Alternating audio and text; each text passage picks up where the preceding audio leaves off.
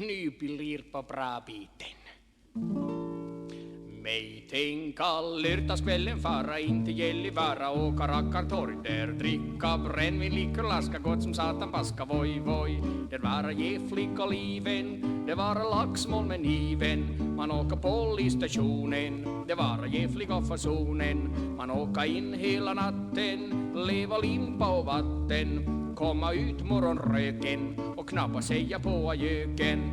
Mig tänka perkele han amma vara nog detsamma. Åka vitt och forster, känna till en liten lycka som jag brukar lika förstås. Det brukar bli ganska sällan man får vara hos fjällan. Kanske få lite mellan, bara inte fastna fällan. Det är klart man riskerar, inte alls reflektera.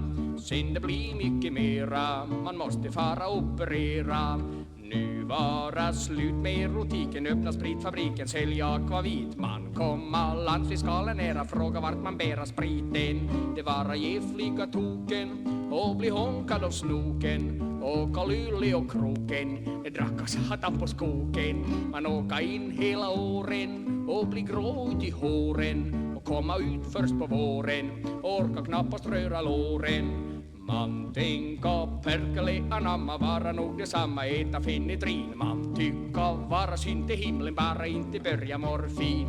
Det vara gefliga godis, leka opiumlodis. Kanske fjällan blir sotis, om detta tar man ingen notis. Man åka in på en anstalt, men narkotika där blir knallt. Och kroppen får ingen heder, den verkar män i alla leder. Fast inte